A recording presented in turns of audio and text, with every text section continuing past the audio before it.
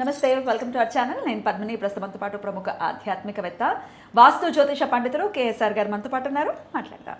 Sir నమస్తే. Sir sir, Ekadashi వచ్చేస్తుందంటే నాకెందుకో చాలా పండగగా అనిపిస్తుంది సార్. మరి దాన్ని అడాప్ట్ చేసుకోవటం, అలవాటు చేసుకోవటం, ఏకాదశి ఎప్పుడు వస్తుందని ఖచ్చితంగా దాని మీద దృష్టి పెట్టడం, వీటన్నిటి రీత్యా అది మమేకం అయిపోయిందేమో. చేసుకుంటుంటే ఉండే ఫలితాలు కూడా అనుభవపూర్వకంగా చాలా ఉన్నాయి. సో ఏకాదశి అంటే నిజంగా ఏకాదశి 15 రోజులకు వచ్చే ఈ పండుగని మరి ఎలా ఈసారి వచ్చేది జ్యేష్ఠ బహుళపక్ష ఏకాదశి, నిర్జల ఏకాదశిగా మనందరికీ విదితమై, మరి ఈ ఏకాదశిని ఎలా వినియోగించుకోవాలి, తద్వారా వచ్చేటటువంటి ఫలితం ఏమిటి మీ ద్వారా సార్? రైట్. అంటే ఇంచుమించుగా మనకి 24 ఏకాదశులు రావటం అనేది ఉంటుంది. సరే, మళ్ళీ అధిక మాసాలు వస్తే మళ్ళీ ఆ లెక్క వేరు ఉంటుంది. ఇంకో 2 ఎక్స్ట్రా, 2 పండుగలు ఎక్స్ట్రా. అయితే ఇక్కడ ఒక్కొక్క ఏకాదశిలో మనం ఒక్కొక్కటి నేర్చుకుంటే జీవితం ఎలా గడపాలి అనేది తెలుస్తుంది. ఓకే. అంటే ఇక్కడ మీకు నిర్జల ఏకాదశి అంటే కనుక ఆ రోజు ఎవరైతే ఏకాదశి ఉపవాసం ఉంటారో వాళ్ళు కటిక మంచినీళ్ళు కూడా తాగకుండా ఉపవాసం ఉండటాన్ని నిర్జల ఏకాదశి అన్నారు. అంటే ఒక దేవుణ్ణి మనం చేరుకోవటం కోసం అంత కష్టపడాలా? మనకి ఏదైనా సరే రావాలి అంటే కనుక అంత కష్టపడాలా? అవసరం లేదు. ఎందుకంటే తులసి దళాలకి లొంగిన ఆ పరమాత్ముడిని చూసాం. సో కానీ ఆయన ఏం చెప్పాలనుకుంటున్నాడు అంటే కనుక మనం ఏదైనా సరే, అంటే దేవుడు సులభంగా పలకచ్చు, పలకపోవచ్చు, కానీ మనం జీవితంలో ఏది సాధించాలన్నా కానీ అంత సులభంగా రాదు. సో కష్టపడటం ముందు నేర్చుకో. అంటే మానవ ప్రయత్నం, దైవ సహాయం.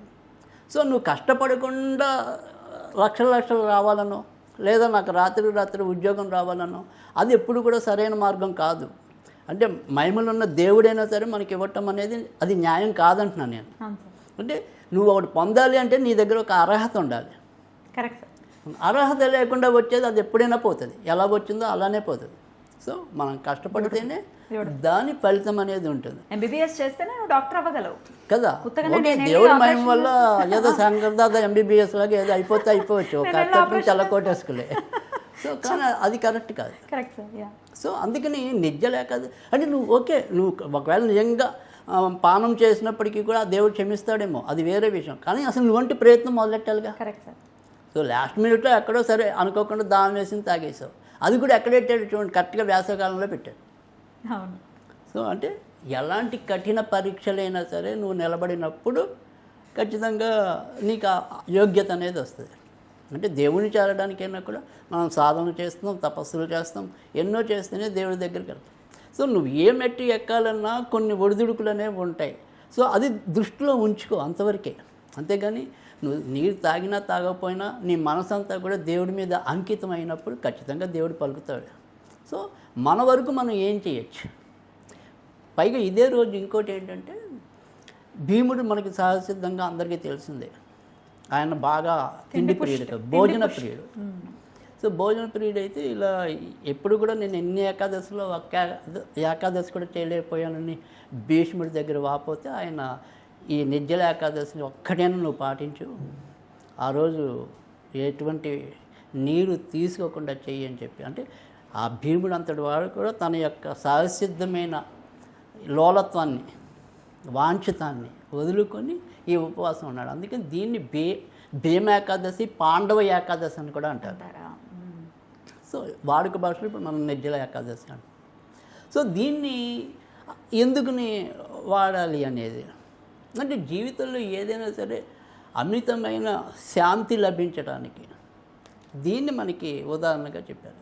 అంటే నీళ్ళు లేని ఎడారైనా సరే, నీళ్ళున్న ఎడారైనా సరే మనం దుఃఖం చెంతకి పోకుండా ఏదో ఒకటి జరుగుతుంది మిరాకిల్ అనే నమ్మకం, ఆ శాంతి. అంటే మనకి కోరుకుంది లభించినప్పుడు మాత్రమే జనరల్గా సాధారణంగా మనిషికి శాంతి అనేది వస్తుంది. కరెక్ట్.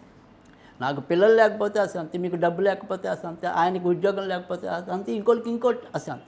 అశాంతి అనేది ఎందుకు వస్తుంది? మనకి కోరిక తీరకపోతే వస్తుంది. కోరిక తీరితే రాదు. తీరితే సుఖం, తీరకపోతే దుఃఖం కదా. అందుకని ఆ శాంతి రావటం కోసం నిర్జల ఏకాదశి. సో అందుకని ఇవాళ మీరు ఉండగలిగిన వాళ్ళు, ఉపవాసం ఉండేవాళ్ళు మనం మొదటి నుంచి చెప్తూనే ఉంటాం. ఆ లెక్క వేరు ఉంటుంది, వాళ్ళ పద్ధతి వేరు ఉంటుంది. అంటే ముందు రోజు రాత్రి ఏమీ తినకుండా ఉండటం అనేది. ఈరోజు ఏకభుక్తం ఉండేవాళ్ళు, నక్షత్రం వచ్చాక తినేవాళ్ళు కొంతమంది ఉంటారు. లేదా పూర్తి కటికోప ఉపవాసం చేసే వాళ్ళు కూడా కొంతమంది ఉంటారు. సో ఎలా చేస్తారనేది వాళ్ళు పెట్టుకున్న నియమావళి బట్టి అవన్నీ అలా వెళ్ళిపోతాయి. సో మనం ఈరోజు మన వరకు మనం ఏం చేయొచ్చు అంటే కనుక ఖచ్చితంగా ఈరోజు కూడా లక్ష్మీనారాయణని ఆరాధించడం అనేది శ్రేష్టం. అయితే ఇక్కడ ఇదే రోజు మీకు ఒక తేలికైనది అంటే అలాగే శాంతి గురించి మనం మాట్లాడుకుంటున్నాం కాబట్టి ఈరోజు ఏదైనా సరే మీ ఇంటి యొక్క ఉత్తర ఈశాన్యంలో ఒక తెలుపు రంగు బొమ్మ ఏనుగు అవ్వచ్చు, లేదా తెల్లటి పూలకి సంబంధించిన ఇవి ఉంటాయి కదా, ఫ్లవర్ వాజులు అనుకోండి, ఏమైనా మొత్తానికి తెలుపు వస్తుంది. అలాంటిది ఇవాళ ఉత్తర ఈశాన్యంలో పెట్టండి. తెల్ల ఏనుగు అంటే ఐరావతం. రైట్. ఆ పోస్టర్ పెట్టుకున్నా చాలా. పోస్టర్లు వద్దు, బొమ్మే పెట్టమంటారా? రైట్. సో తెల్ల పూలు ఫ్లవర్ వాజ్. సో ఏదైనా సరే తెలుపు రంగు గుర్రం ఉండొచ్చు. ఫ్లవర్ వాజ్ అంటే ప్లాస్టిక్ పూలు కాదు, ఒరిజినల్. అలానే కదా, ఫ్లవర్ వాజ్ ప్లాస్టిక్ పూలే పట్టచ్చు. మనం అంటే ఇక్కడ తెలుపు రంగు అనేది ఇంపార్టెంట్. ఓకే. సో అది తెల్ల ఫ్లవర్ వాజ్ అయినా పర్వాలా. ఓకే. సో ఇప్పుడు మనం అందరంగా ఇళ్ళల్లో ఎలాగో ఫ్లవర్ వాజులు పెడుతూ ఉంటాం. సో అలాగా ఫ్లవర్ వాజ్ అనేది పెట్టుకోవచ్చు. సో అది వాళ్ళ ఇష్టం, కానీ బట్ కంపల్సరీ తెలిపే ఉండాలి. దాన్ని పెట్టే ముందు ఇప్పుడు నేను చెప్పింది తర్వాత ఇదే రోజు జపం చేసినా కూడా ఇదే. ఓం హ్రీం శ్రీం త్రివిక్రమాయ నమః. ఓం హ్రీం శ్రీం త్రివిక్రమాయ నమః. ఓం హ్రీం శ్రీం త్రివిక్రమాయ నమః. రైట్. ఇది 27 సార్లు అనుకుని అప్పుడు అంటే ముందు మన చేతిలో వస్తువు పెట్టుకోవాలి. మనం ఏం పెట్టుకుంటున్నామో అది పెట్టుకోవాలి. అది మన చేతిలో ఉండగానే ఇందాక మనం చెప్పుకున్న మంత్రం చెప్పాలి. ఆ తర్వాత అది అక్కడ పెట్టేయటమే. ఉత్తర ఈశాన్యంలో అంటున్నారు కాబట్టి అది ఏ ముఖంగా ఉండాలి? పడమట ముఖంగా ఉండాలా, దక్షిణ ముఖంగా? దక్షిణ ముఖంగానే ఉంటుంది. అంటే నార్త్లో పెడుతుంది, నార్త్లో మళ్ళీ ఈశాన్యం మూల పెడుతున్నారు, దక్షిణాన్ని చూడాలి, సౌత్ని చూడాలి. రైట్. లేదా కార్నర్గా పెడితే వాయువ్యాన్ని చూస్తుంది, అప్పుడైనా పర్వాలేదు. కార్నర్లో ఎలాగ పెడతారు, వాయువ్యాన్ని చూస్తుంది, అలాగైనా పర్వాలేదు, మంచిదే. సో అందుకని ఈ రకంగా చేసినట్టయితే కనుక ఇంట్లో ఏదైనా సరే ఎటువంటి అశాంతి ఉన్నా కూడా అశాంతి తొలగడానికి ఇది మనకి చాలా బాగా ఉపయోగపడే రెమెడీ. సరే, చదవగలిగిన వాళ్ళు అలాగే వాళ్ళ చదువుకుంటే మనం విష్ణు సహస్రనామం అనేది ఏ ఏకాదశికైనా కూడా ఉపయోగపడే పారాయణ. సో అందుకని విష్ణు సహస్రం చదువుకోగలిగితే అదొకటి. లేదంటే ఇందాక మనం చెప్పిందే 108 సార్లు చదివితే చాలు. చదివి ఇవాళ వడపప్పు, పానకం, తేనె, ఎందుకంటే మనం ఇది చలవ కోసం పెడతాం నిజానికి. అలాగే మనకి శాంతి లభించడం కోసం వడపప్పు, పానకం, తేనె నివేదన చేస్తే సరిపోతుంది. పెద్ద పెద్ద నివేదనలు ఏమీ అవసరం లేదు. ఓకే. సో ఉపవాసం ఉండేవాళ్ళు రోజంతా ఉపవాసం ఉంటారు. కొంతమంది నక్షత్ర దర్శనం చేసుకుంటే ఏకభుక్తం చేస్తారు, లేదా మరుసటి రోజు పారణ సమయంలో పారణ చేస్తారు, ద్వాదశ పారణ చేస్తారు. అయితే ఒక డౌట్ సార్, కొంతమంది అడుగుతూ ఉంటారు, మేము ఏకాదశి రోజు గుడికి వెళ్ళామండి, అక్కడ మాకు ప్రసాదం పెట్టారు, అది పులిహారో ఇంకోటో దద్దోజనమో పెట్టారు, మేము తినచ్చా? రైట్, తినచ్చు, తప్పకుండా తినచ్చు. సో దేవుడి ప్రసాదం అనే దానికి ఎటువంటి అభ్యంతరం అనేది లేదు.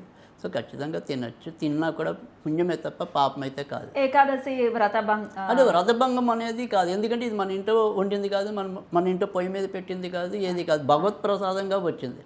తర్వాత రెండోది వచ్చింది ఏంటంటే మనకి ఏదైతే ఇప్పుడు ఈవెన్ కార్తీక మాసంలో కూడా ఇంకో మాట ఉంటుంది, అంటే మనకి మనంగా కాకుండా ఆయాచితంగా వస్తే కనుక స్వీకరించినా తప్పు లేదు అని. సో అందుకని ఇది భగవంతుడి ప్రసాదమే కాబట్టి స్వీకరించినా తప్పులేదు. రైట్, అద్భుతం సార్, చాలా బ్యూటిఫుల్గా ఎక్స్ప్లెయిన్ చేశారు. మంత్రానికి ప్రత్యామ్నాయంగా స్విచ్ వర్డ్స్ కూడా చెప్తూ ఉంటారు. ఇప్పుడు మీరు చెప్పిన ఈ మంత్రానికి అంటే త్రివిక్రమాయ నమః అని చెప్పారు కదా, దానికి ప్రత్యామ్నాయంగా ఇంకొక స్విచ్ వర్డ్ ఏదైనా చెప్తారా? Right, elegant. సో అది చాలా బాగా ఉపయోగపడేరు అండి, అది ఖచ్చితంగా చేసుకోవచ్చు. చాలా అద్భుతంగా తెలియజేశారు సార్. ప్రతి ఒక్కరు కూడా ఈ భీమ ఏకాదశిని ప్రతి ఒక్కరు వినియోగించుకోవాలని మనస్ఫూర్తిగా కోరుకుంటూ కృతజ్ఞతలు సార్. నమస్తే.